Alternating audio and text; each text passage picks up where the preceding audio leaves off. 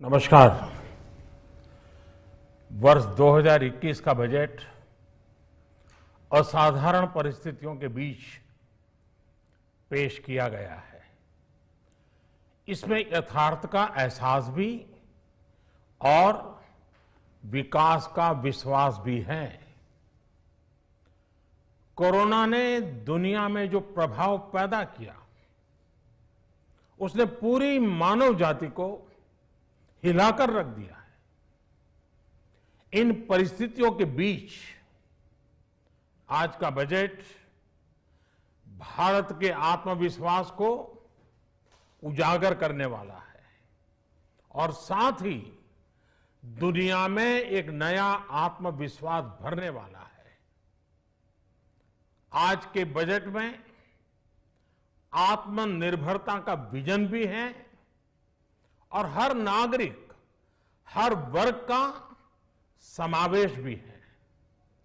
हम इस बजट में जिन सिद्धांतों को लेकर चले हैं वो हैं ग्रोथ के लिए नए अवसरों, नई संभावनाओं का विस्तार करना, युवाओं के लिए नए अवसरों का निर्माण करना, मानव संसाधन को एक नया आयाम देना, इंफ्रास्ट्रक्चर निर्माण के लिए नए नए क्षेत्रों को विकसित करना, आधुनिकता की तरफ आगे बढ़ना, नए सुधार लाना। साथियों, नियमों और प्रक्रियाओं को सरल बनाकर आम लोगों के जीवन में ईज ऑफ लिविंग को बढ़ाने पर इस बजट में जोर दिया गया है। ये बजट इंडिविजुअल्स, इन्वेस्टर्स, इंडस्ट्री और साथ ही इंफ्रास्ट्रक्चर सेक्टर में बहुत सकारात्मक बदलाव लाएगा।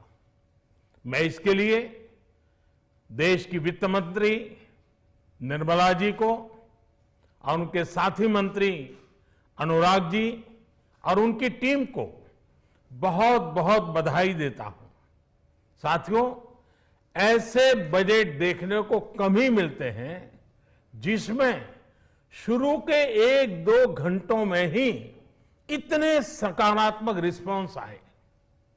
कोरोना के चलते कई एक्सपर्ट्स ये मानकर चल रहे थे सरकार आम नागरिकों पर बोझ बढ़ाएगी, लेकिन फिस्कल सस्टेनेबिलिटी के प्रति अपने दायित्वों को ध्यान में रखते हुए सरकार ने बजट साइज बढ़ाने पर जोर दिया।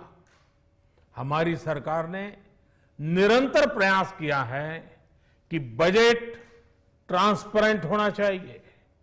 मुझे खुशी है कि आज अनेक विद्वानों ने इस बजट की ट्रांसपेरेंसी की सराहना की है।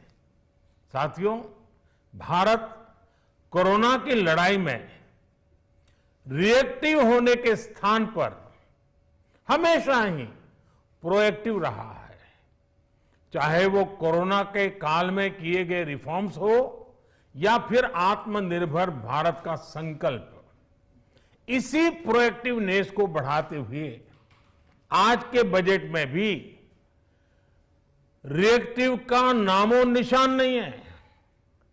साथ ही हम एक्टिव पर, स्टेटस को पर भी अटके नहीं हैं और हमने इस बजट में भी प्रोएक्टिव बजट देकर के देश के सामने प्रोएक्टिव होने का संदेश दिया है।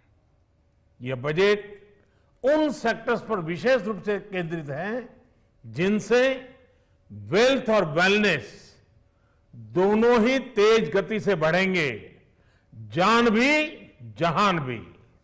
इसमें एमएसएमईज और इंफ्रास्ट्रक्चर पर विशेष रूप से जोर दिया गया है। इसी तरह ये बजट जिस तरह से हेल्थ केयर पर केंद्रित है वो भी अभूतपूर्व है। ये बजट देश के हर क्षेत्र में विकास यानी ऑल राउंड डेवलपमेंट की बात करता रहता है। खास तौर पर मुझे खुशी है कि इस बजट में दक्षिण के हमारे राज्य, पूर्वोत्तर के हमारे राज्य और उत्तर में लेह लद्दाख जैसे क्षेत्रों में विकास पर विशेष ध्यान दिया है। ये बजट भारत के कोस्टल स्टेट्स जैसे तमिलनाडु, केरल, पश्चिम बंगाल, इनको एक बिजनेस पावर हाउस बनाने की दिशा में एक बड़ा कदम उठाए। नॉर्थ ईस्ट के राज्य जैसे असम के अनएक्सप्लोर्ड पोटेंशियल को टैप करने में बजट बहुत बड़ी मदद करेगा। इस बजट में जिस तरह से रिसर्च एंड इनोवेशन इकोसिस्टम पर बल दिया गया है, जो प्रावधान किए गए हैं, उनसे हमारे युवाओं को ताकत मिलेगी। भारत उज्जवल भविष्य के लिए बहुत ठोस कदम रखेगा। साथियों, देश के सामान्य मानवी का, महिलाओं का जीवन आसान बनाने के लिए उनके स्वास्थ्य, स्वच्छता, पोषण, शुद्ध जल और अवसरों की समानता, इस पर इस बजट में विशेष बल दिया गया है। बजट में इंफ्रास्ट्रक्चर पर खर्च में अभूतपूर्व वृद्धि के साथ साथ कई व्यवस्थागत सुधार किए गए हैं, जिसका बहुत बड़ा फायदा देश में ग्रोथ और जॉब क्रिएशन, रोजगार के लिए बहुत लाभ होगा।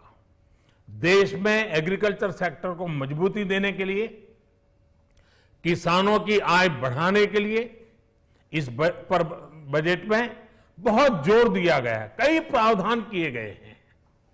एग्रीकल्चर सेक्टर में किसानों को और आसानी से और ज्यादा ऋण मिल सकेगा। देश की मंडियों को यानी एपीएमसी को और मजबूत करने के लिए, सशक्त करने के लिए एग्रीकल्चर इंफ्रास्ट्रक्चर फंड से मदद का प्रावधान किया गया है। ये सब निर्णय ये दिखाते हैं कि इस बजट के दिल में गांव है, हमारे किसान है। एमएसएमई सेक्टर को गति देने के लिए, रोजगार के अवसर बढ़ाने के लिए इस बार एमएसएमई सेक्टर का बजट भी पिछले साल की तुलना में 2 गुना से ज्यादा कर दिया गया है। साथियों, ये बजट आत्मनिर्भरता के उस रास्ते को लेकर आगे बढ़ा है जिसमें देश के हर नागरिक की प्रगति शामिल है। ये बजट इस दशक की शुरुआत की एक मजबूत नींव रखने वाला बजट है। सभी देशवासियों को आत्मनिर्भर भारत के इस महत्वपूर्ण बजट के लिए मैं बहुत बहुत शुभकामनाएं देता हूं। फिर से एक बार वित्त मंत्री जी और उनकी टीम को बहुत बहुत अभिनंदन करता हूं, धन्यवाद करता हूं।